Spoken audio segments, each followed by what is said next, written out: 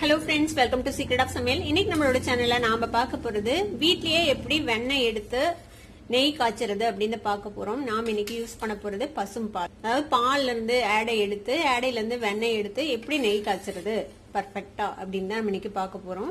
இந்த மாதிரி நெய் காய்ச்சி பழகினீங்கன்னா அதுக்கப்புறம் நீங்க வெளியில நெய் வாங்கவே மாட்டீங்க. அந்த அளவுக்கு இது வந்துட்டு அவ்வளவு வாசனையா சூப்பரா இருக்கும். ரொம்ப கஷ்டமும் பட தேவையில்லை, ஈஸியா செய்யலாம்.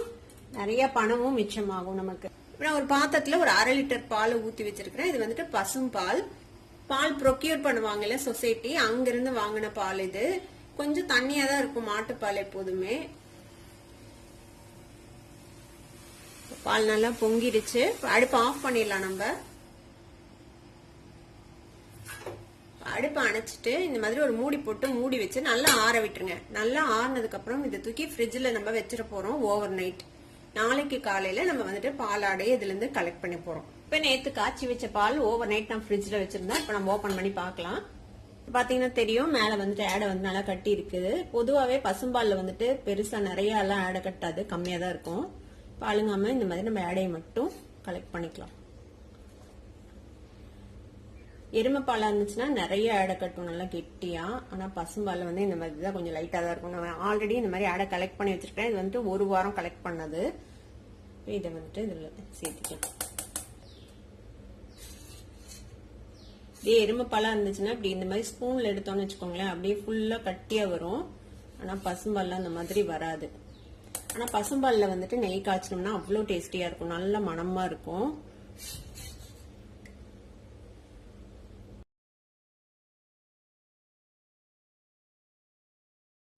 இப்ப நம்ம எல்லா ஆடையும் இந்த மாதிரி கலெக்ட் பண்ணியாச்சு. இப்ப இதை வந்துட்டு நம்ம எப்படி வெண்ணெய் எடுக்கலாம் அப்படின்னு பாக்கலாம். இந்த ஜூசர் ஜார் எடுத்துக்கோங்க. இப்ப இதுல நம்ம கலெக்ட் பண்ணி வச்சிருக்கிற இந்த ஆடையை வந்துட்டு போட்டுடலாம். இது வந்துட்டு ஒரு வாரம் கலெக்ட் பண்ணது. இது கூடவே தண்ணியை சேர்த்திக்கலாம். நீங்க வந்து கொஞ்சம் ஹாட்டான கிளைமேட்ல இருக்கிறீங்க அப்படின்னா கொஞ்சமா ஐஸ் கியூப்ஸ் கூட இது கூட சேர்த்திக்கலாம். அப்பதான் வந்துட்டு வெண்ணெய் சீக்கிரம் வரும். இது கூடவே தண்ணி ஊத்திக்கோங்க. கொஞ்சம் நிறைய தண்ணி ஊத்திக்கலாம் இந்த அளவுக்கு. இப்ப மிக்சியை வந்துட்டு நம்ம பல்ஸ் மோட்ல ஃபர்ஸ்ட் ஆப்ரேட் பண்ணிக்கலாம். இந்த மாதிரி ஒரு 2-3 பல்ஸ் கொடுத்துட்டு அதுக்கப்புறம் ஃபர்ஸ்ட் ஸ்பீட்ல வச்சுட்டு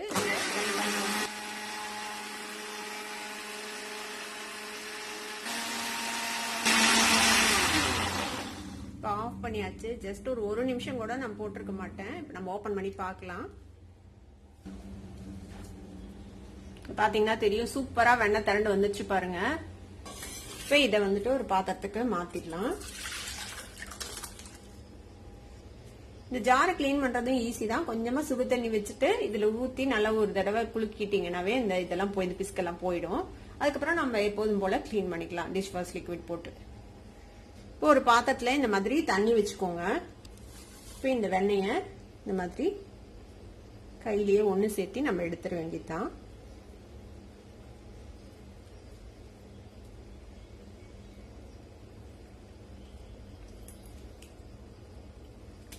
இந்த மாதிரி ஒரு பால் மாதிரி பண்ணிக்கோங்க. குட்டி கப்ல தான் நம்ம வந்துட்டு பாலாடை எடுத்து வச்சிருந்தோம். அதுல இருந்தே பாருங்க எவ்வளவு வெண்ணெய் வந்திருக்குதுன்ட்டு. இப்போ இதை என்ன செய்யலாம், இந்த மாதிரி லைட்டா அப்படி பிரஸ் பண்ணீங்கன்னா அந்த உள்ள இருக்கிற அந்த பாலோட தண்ணி இருக்கும்ல அதெல்லாம் வெளில வந்துடும். இதை வந்துட்டு கண்டிப்பா செய்யணும். அப்பதான் வந்துட்டு உங்களுக்கு வெண்ணெய் ரொம்ப நாளைக்கு நீங்க ஸ்டோர் பண்ணீங்கனாலும் கெட்டு போகாம இருக்கும். இந்த மாதிரி இப்படி அமுத்தி விட்டீங்கன்னா அதுல இருக்கிற அந்த பால்லாம் வெளில வந்துடும். இப்ப இந்த எடுத்த வெண்ணெய நம்ம இந்த தண்ணியில போடலாம். வந்துட்டு வேஸ்ட் பண்ணாம ஏதாவது செடிகளுக்கு வந்துட்டு நீங்க தண்ணியில கலந்து ஊத்தலாம். இது வந்துட்டு 3 வாரம் சேர்த்து வச்ச வெண்ணெய். நான் வந்துட்டு வாரம் அந்த மாதிரி அந்த சின்ன டப்பா நிறைய ஆடை சேர்ந்தோடனே நான் வந்துட்டு எடுத்து வச்சிருவேன். இந்த அளவுக்கு வெண்ணெய் கிடைக்கும். இப்போ இந்த 1 மாசம் சேர்த்துன வெண்ணெய் இது எல்லாமே சேர்த்து இப்போ இதை வந்துட்டு நம்ம நெய் எப்படி காய்ச்சலாம் அப்படின்னு பார்க்கலாம். நீங்க இந்த மாதிரி ஸ்டோர் பண்றீங்கன்னா இந்த மாதிரி சுத்தமா தண்ணி இல்லாம பால் இல்லாம வெண்ணெய் அழுங்காம எடுத்து வச்சிட்டீங்கன்னா 1 மாசம் கழிச்சு நீங்க வந்துட்டு சேர்த்திட்டு நெய் காய்ச்சிக்கலாம். ஒரு வடச்சட்டி அடுப்புல வச்சிருக்கிறேன். நம்ம எடுத்து வச்சிருக்கிற இந்த வெண்ணெய் இருக்குதுல்ல அதை வந்துட்டு இந்த வடச்சட்டியில போட்டுடலாம். அடுப்பு ஆன் பண்ணி லோல வச்சிருங்க. வந்து எப்போதும் பொறுமையா வேகணும். அப்பதான் வந்துட்டு நெய் நல்ல வாசனையா நல்ல நிறமா வரும்.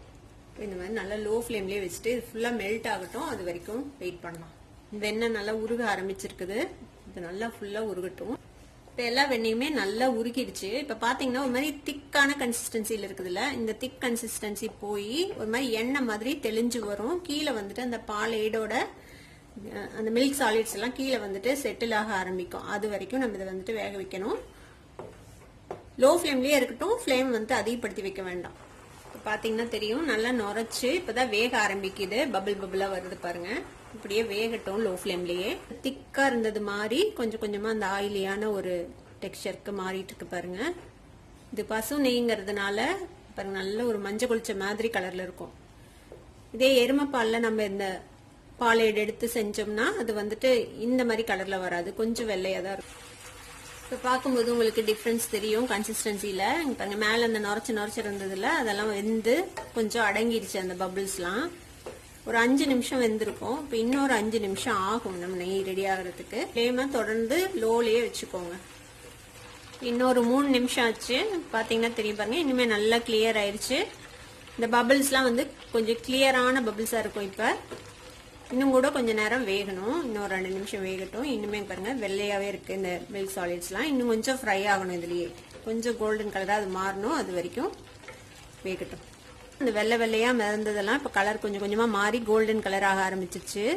இப்ப அடுப்பு ஆஃப் பண்ணிடலாம். இந்த வடச்சட்டியில இருக்கிற சூட்லயே இது வந்துட்டு ரெடி ஆயிடும். ஆஃப் பண்ணிட்டு மேல ஒரு 2 கொத்து முருங்கைக்கீரை எடுத்து வச்சிருக்கேன். முருங்கைக்கீரை போடலாம், இல்ல நீங்க கருவேப்பிலை போடலாம். இந்த முருங்கைக்கீரையை இதுக்குள்ள போட்டுக்கலாம்.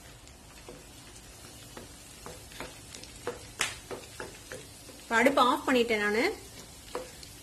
நெய் வந்துட்டு ரெடி ஆயிடுச்சு. முருங்கைக்கீரை போட்டா நல்ல வாசனையா இருக்கும் நெய். இப்போ இது இப்படியே கொஞ்ச நேரம் ஆறட்டும். ஆறுனதுக்கு அப்புறம் நம்ம வடிகட்டலாம். இப்போ நுரையெல்லாம் அடங்கி இந்த முருங்கைக்கீரையும் நல்லா பொரிஞ்சிருச்சு. இப்போ இந்த நெய்யை வந்துட்டு நம்ம வடிச்சிடலாம்.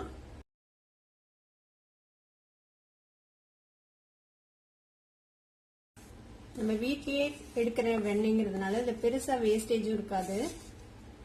இப்ப நல்லா வடிச்சாச்சு. இதுல வந்துட்டு ஒரு ஸ்பூன் அளவுக்கு அந்த கசடு இருக்கு, பிளஸ் இந்த முருங்கைக்கீரை இருக்குல்ல, அதை வந்துட்டு நீங்க வேஸ்ட் பண்ண வேண்டாம். அதையுமே வந்துட்டு சாப்பிடலாம். குழந்தைங்களுக்கு வந்துட்டு கொஞ்சமா வெல்லம் கலந்து கொடுத்தோம்னா சூப்பரா சாப்பிட்டுருவாங்க, நல்ல டேஸ்டியா இருக்கும். நெய் அருமையா ரெடி ஆயிடுச்சு. இதோட கலரை பார்த்தாலே தெரியும் உங்களுக்கு எவ்வளவு சூப்பரா இருக்குதுன்ட்டு.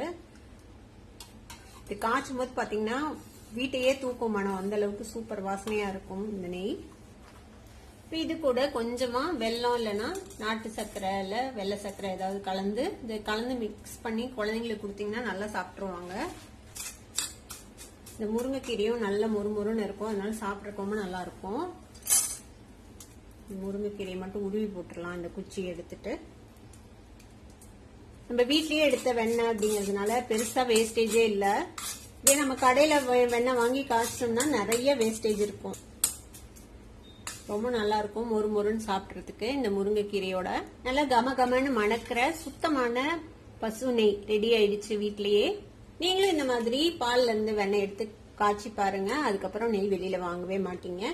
இது மாதிரி நெய் காய்ச்சி பார்த்துட்டு உங்களுக்கு எப்படி வந்தது அப்படின்னு கமெண்ட்ஸ்ல ஃபீட்பேக் கொடுங்க. இந்த வீடியோ உங்களுக்கு பிடிச்சிருந்ததுன்னா சப்ஸ்கிரைப் பண்ணுங்க, பக்கத்துல இருக்கிற பெல் ஐகானை கிளிக் பண்ணுங்க. அப்பதான் ஃபியூச்சர் நோட்டிபிகேஷன்ஸ் உங்களுக்கு உடனே வந்து சேரும். லைக் பண்ணுங்க, ஷேர் பண்ணுங்க. தேங்க்யூ ஃபார் வாட்சிங் வீடியோ வியூவர்ஸ். Bye bye.